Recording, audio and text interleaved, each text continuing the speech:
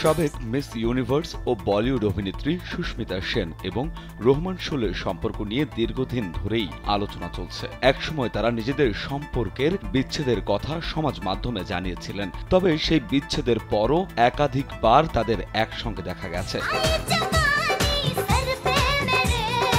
অভিনেত্রী যখন হৃদরোগে আক্রান্ত হন তখন থেকেই এক প্রকার রহমান তার পাশেই থাকেন। এবারও তাদের একসঙ্গে দেখা গেল বান্দ্রার একটি স্বাস্থ্য কেন্দ্রের বাইরে। এই দৃশ্য ক্যামেরাবন্দি করতে উদ্যত হন আলোকচিত্রীরা, তবে এই সাবেক বিশ্ব সুন্দরী ইশারায় তাদের ছবি তুলতে বারণ করেন।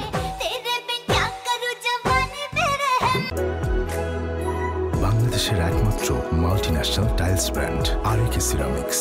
সম্প্রতি সুস্মিতা দাঁতের ব্যথায় ভুগছেন। এই যন্ত্রণার কারণে তিনি চিকিৎসকের পরামর্শে একটি ক্লিনিকে যান। সেখানে চিকিৎসার সময় মুখ সম্পূর্ণ অবশ করে দেওয়া হয়, যার ফলে তিনি কথা বলতে পারছিলেন না, এমনকি হাসতেও অসুবিধা হচ্ছিল তার। আলোকচিত্রীদের সামনে এলে তিনি ইশারায় বোঝান যে দাঁতের সমস্যার কারণে অভিনেত্রী স্বাভাবিকভাবে কথা বলতে বা হাসতে পারছেন না।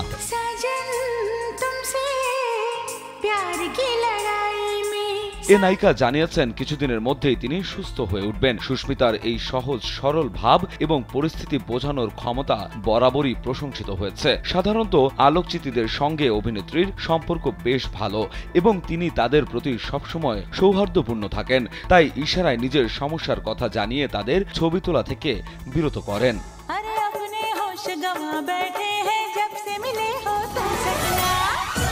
সুস্মিতা ক্লিনিকের বাইরে আলোকচিত্রীদের দেখে খানিক অবাক হয়ে যান। অভিনেত্রী বিস্মিত হয়ে জানতে চান, এখানে আছি জানলেন কিভাবে? সুস্মিতার এই কৌতূহল এবং সরল প্রতিক্রিয়া তাকে আরো কাছের করে তোলে তার ভক্তদের কাছে।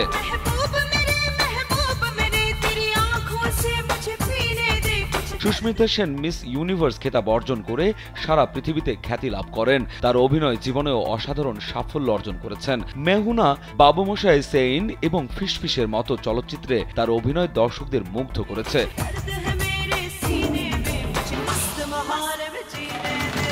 নিজেকে প্রমাণ করেছেন চলচ্চিত্র ও টেলিভিশন শিল্পে নিজের প্রতিভা এবং দক্ষতা দিয়ে। অভিনেত্রীর প্রতি মানুষের ভালোবাসা ও শ্রদ্ধা অমূলক নয়। শেষ তাকে দেখা গেছে আরিয়া নামক একটি ওয়েব সিরিজে অভিনয় করে আবারও প্রশংসিত হয়েছেন, যা তার অভিনয়ের নতুন শৈলী ও দক্ষতার প্রতিফলন। রাজু আহমেদ, কালবেলা।